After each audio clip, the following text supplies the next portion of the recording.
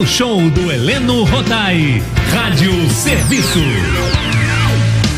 Às 11h31, no Rádio Serviço, mais uma vez a participação do meu amigo, grande tricolor, médico endocrinologista, chefe do serviço da Clínica Médica do Hospital Federal dos Servidores do Estado, Dr. Silvio Provenzano, CRM 52374900, que vai atender o pedido da nossa ouvinte Maria Cristina, moradora da Ilha. Ela nos contou que recentemente a filha de 6 aninhos foi diagnosticada com vermes e, preocupada, pediu informações sobre este assunto. Bom dia, bom domingo e saudações tricolores, amigo. Hoje ambos com a camisa do Flusão. Conforme eu havia prometido, bom dia, família Tupi, bom domingo a todos. Eu viria com a camisa que eu ganhei de presente do casal Regina e Heleno, caso a gente passasse. Passamos. E enquanto estivermos passando, eu vou copiar você. Virei de camisa do Fluminense. Todo domingo eu estou usando uma camisa do Flusão, por isso eu tenho várias, né? É festa. Para usar a mesma camisa todo domingo não dá, né? É festa, mas é merecido. Eu queria, se você me permite, antes da gente começar esse programa tão importante hoje, com um assunto tão relevante, Maria Cristina que o diga, né? Preocupação com a filha dela. Queria homenagear a professora doutora Silvia Vargas. Muita gente não conhece. Ela foi escolhida pela Sociedade de Medicina e Cirurgia do Rio de Janeiro, a médica do ano, em 2008. Ela foi diretora da minha faculdade de medicina, da FRJ, foi vice-reitora em 2 ocasiões. Uma pessoa dedicada ao ensino médico de primeira. Um ensino médico que realmente formava grandes profissionais. E eu, que devo tudo que eu sou ao FRJ, não poderia deixar de homenageá-la e desejar força à família, certamente pela pessoa boníssima que ela sempre foi. Ela está num lugar especial ao lado do Criador. E vamos falar de eumintíases, olha que nome. Doutor Silvio, de cara eu vou tirar uma dúvida de muita gente aqui. Tem gente que diz que verme e parasita é a mesma coisa, é verdade? Não, nananina não.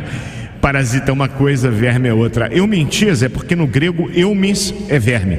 Então falar de verminose, são seres completamente diferentes dos parasitas. Parasitas é um ser unicelular. Então eu tenho, por exemplo, a gente um dia vai falar sobre parasitoses. Eu tenho amebíase, tenho giardíase, são exemplos de parasitas. Já verminose, eu vou falar da esquistossomose, que é uma doença importante, da ascaridíase. Ivan Vicente colocou ascaris lumbricoides, a lombriga, a lombriga. Assustador, né? Faz aqueles novelos, cada complicação que eu vi na minha vida, depois eu conto algumas.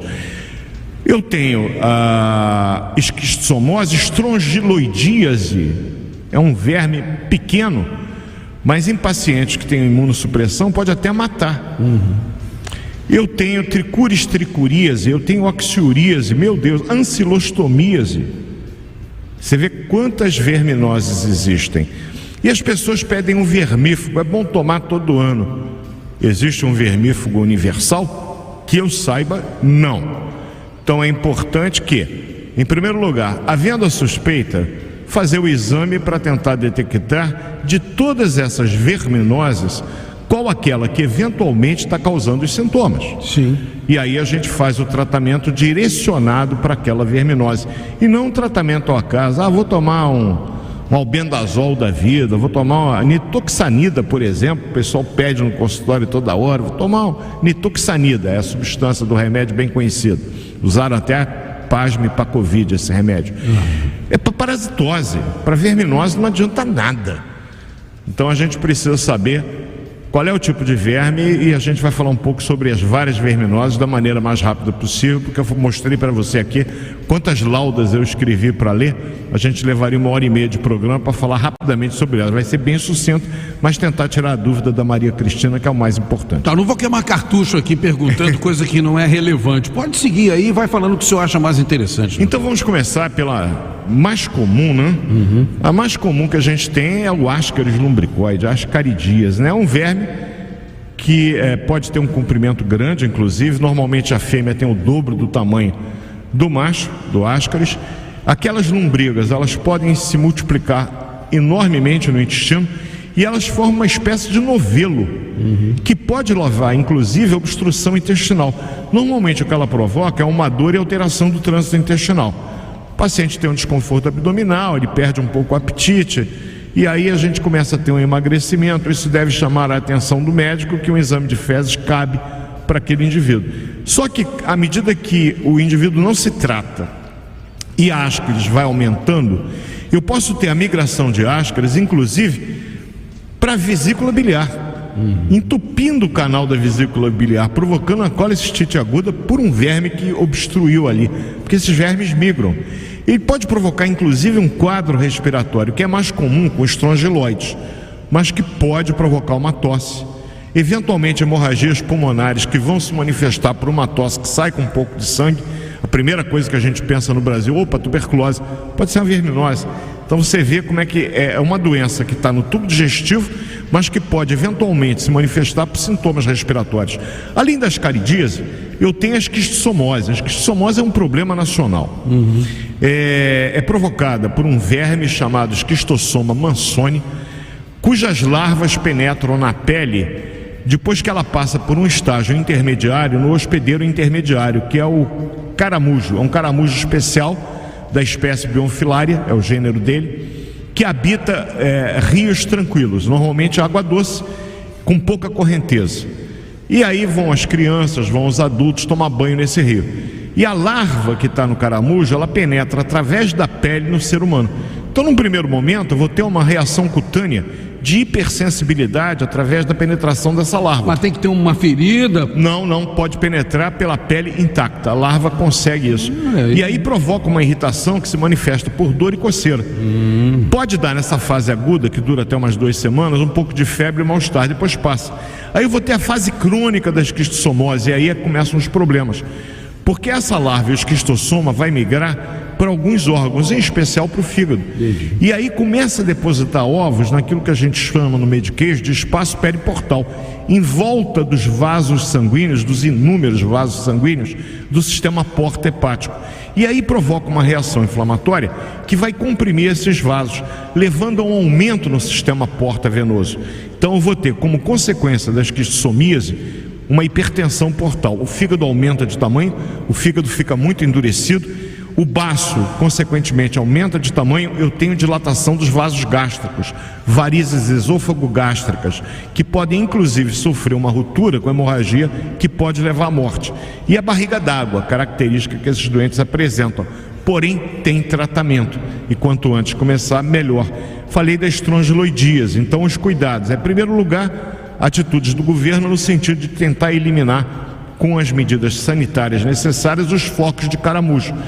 É uma doença que aqui no Rio de Janeiro a gente já teve alguns casos ali em Furnas, no Alto da Tijuca, mas são casos esporádicos, não é uma doença que seja endêmica no Rio de Janeiro. Ela é mais endêmica em Minas, na Bahia, no Norte e Nordeste.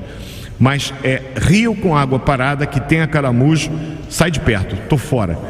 Porque é um risco muito grande. Chegou uma pergunta aqui curiosa.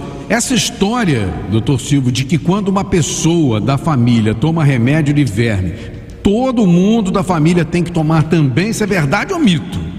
É um hábito que as pessoas têm. Eu vou te dizer por quê.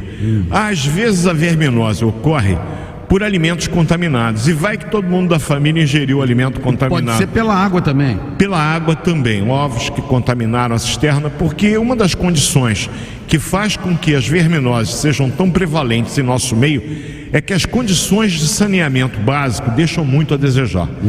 Então a rede de esgotos que não está correta, alguns hábitos de falta de higiene. No finalzinho você vai me permitir 30 segundos para eu falar sobre medidas preventivas que são mais úteis do que ficar tomando vermífugo todo ano. Perfeito. Agora, eu sou radicalmente contra dar remédio para todo mundo de casa. Normalmente eu não faço isso não. Tem sintoma? Ótimo, vamos fazer um exame de fezes. Não tem sintoma?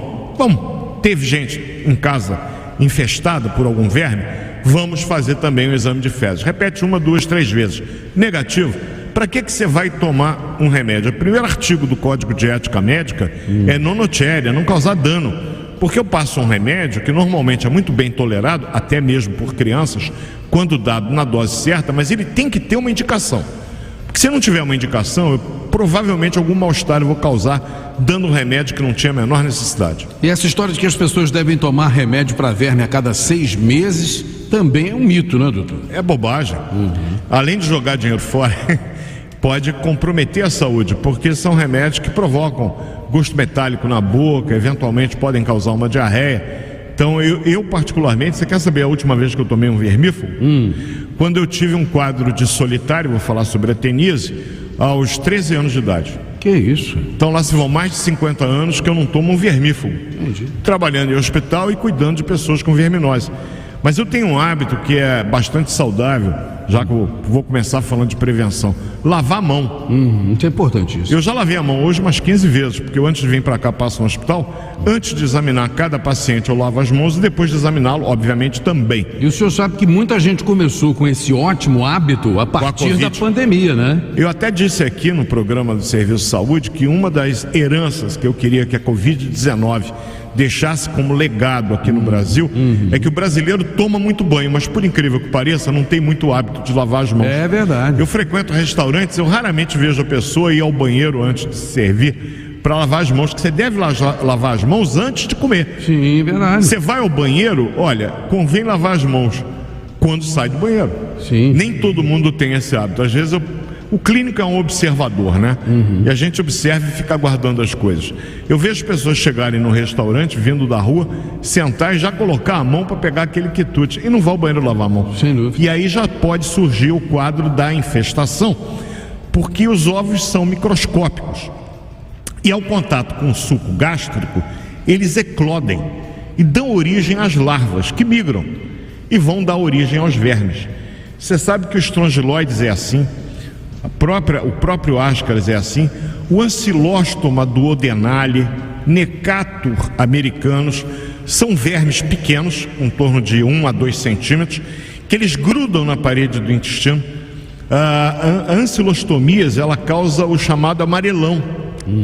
Por quê? Aquele jactatu, aquele indivíduo que, por falta dos hábitos de higiene, acaba ele próprio se infestando com esses ovos que dão origem à larva. E o verme, ele gruda na parede do intestino, provocando microhemorragias. Mas uma grande quantidade de vermes, aquele sangue vai sendo perdido de forma oculta. O indivíduo fica amarelo, daí o nome amarelão para essa verminose.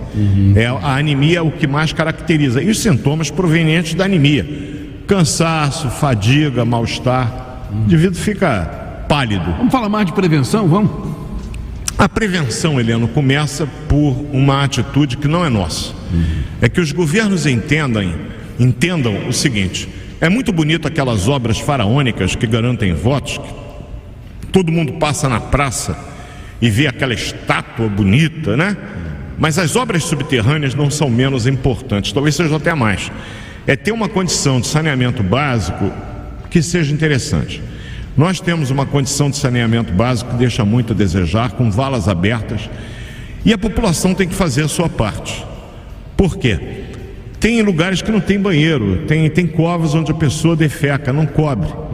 E evidentemente que quem tem uma verminose elimina ovos desses vermes nas fezes. E ali, veja bem, esses ovos, eles permanecem no nosso clima viáveis meses. Meses. E aí, veja bem, pode vir Achei que o senhor fosse falar intermediário. Achei que o senhor fosse falar dias. Não, meses. Semanas a meses eles podem permanecer viáveis. E aí você, inadvertidamente, pode até inalar a poeira que vem do solo, dias mais quentes. Sim.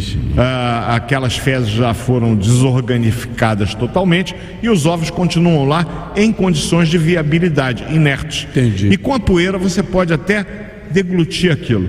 As crianças, elas brincam na terra. E aí você tem, por exemplo, tecures que tem uma característica muito interessante: a geofagia. A criança tem uma perversão do hábito alimentar, do apetite, começa a comer terra. É um sinal de verminose. No caso, a tricuríase, oxioríase, que caracteristicamente a fêmea desse verme, ela vai habitar o intestino grosso, ali próximo do reto, e ela coloca os ovos com as larvas na região perianal. Então ela sai do reto de noite, curiosamente à noite, deposita os ovos. Esses ovos, naquela mucosa muito sensível, provocam uma irritação que normalmente a pessoa se coça a ponto de poder ter uma ferida ali, de tamanha coceira que tem. Imagina. E ela retorna novamente para o intestino grosso. O tricúris. Como é que eu vou suspeitar disso? Criança queixa que está com coceira no bumbum, que essa coceira no bumbum, mamãe, é pior à noite. E aí você repara que o teu filho está abaixado, brincando com a terra e colocando a terra na boca.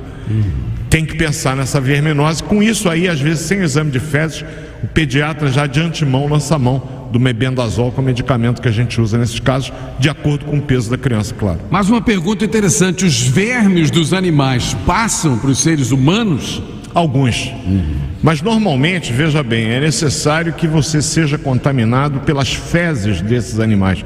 Não é a lambida da tua gatinha ou dos meus petzinhos lá em casa que vai passar o verme. E não é o contato físico com eles, mas é a má condição de higiene onde eles fazem as necessidades. Entendi. Gente que tem pet deve ensiná-los a fazer a coisa direitinha, e quando eles, por malcriação, que eles fazem isso, quando chegam em casa hoje, ficaram sozinhos a manhã inteira. Você pode ter certeza que de pirraça eles fazem alguma coisa. Primeira providência, limpe. Limpe, passa um inseticida lá, um desinfetante, acabou. Isso aí, perfeito. Mais algum detalhe para encerrar o tema de hoje? Eu acho que o tema importante é falar para a família Tupi o seguinte: prevenção começa com a higiene pessoal. Certo. Lavar muito bem legumes e frutas, principalmente aqueles que serão ingeridos crus. Eu não falei de um verme importante, que é a solitária, que é aquele verme que é cheio de glotezinhos, parece um talharim, que vai eliminando aqueles glotes. Ela é hermafrodita. E eu tenho dois tipos de tênia, a tênia solium e a tênia saginata. Os ovos da tênia solium normalmente têm como hospedeiro intermediário os suínos, os porquinhos, enquanto que a saginata é o boi. O problema está que quando penetra nesses animais, ela perfura o intestino deles e vai para o músculo. A gente come a carne deles, que é exatamente o músculo. Se por acaso a gente, ao cozinhar, não cozinharmos adequadamente, seja carne de vaca, seja carne de porco, mas principalmente a carne de porco, eu posso ter infecção pela tênia solium. E essa tênia solium tem o cisticerco, que pode migrar para o meu cérebro. Isso aí. E eu ter a neurocisticercose, que dependendo do local do cérebro onde o cisticerco vai ficar alojado, eu posso ter um quadro grave de crise convulsiva e até causar a morte. É verdade. Então, cozinhar bem as carnes é importante para evitar essa doença tão grave. Principalmente carne de porco. Principalmente a carne de porco. Perfeito. Não, ele congela o verme. Depois de congelar, tem que cozinhar bem. Não entendi. O que mata o ouvinte não é entendeu o que você falou. Não, é que você Fala no congela a microfone. carne. Você congela a carne, a Regina perguntou se o congelamento mata o verme. Na verdade, o verme fica congelado, hibernado. Se você, ao cozinhar, não cozinhar adequadamente, ele ainda pode estar viável. Então a recomendação é fazer o cozimento das carnes numa temperatura adequada, especialmente, como muito bem ressaltou o Heleno, a carne de porco, para evitar a neurocisticercose, que pode ser uma doença grave que pode levar à morte. Assunto para domingo que vem. Uma ouvinte, quando eu vinha para cá, a Miriam da Conceição, lá de Nova Iguaçu, falou: doutor Silvio, conversa com a Regina e com a Helena, eu queria ouvir falar de bradicardia. Para quem não sabe, batimentos do coração lento. E Miriam, eu vinha subindo e vinha pensando, que penso logo existe, Voltaire. Vamos falar também de taquicardia? Aí eu vou falar de quê? De arritmias cardíacas. Tem arritmias que são muito comuns, arritmias que causam uma série de complicações, e dentre as arritmias, a sua bradicardia que você pediu, e eu vou fazer o programa evidentemente exaltando que foi a sua lembrança. Eu acho que é um assunto que a gente nunca falou aqui: as arritmias cardíacas, que dizem respeito a muita gente da família Tupi.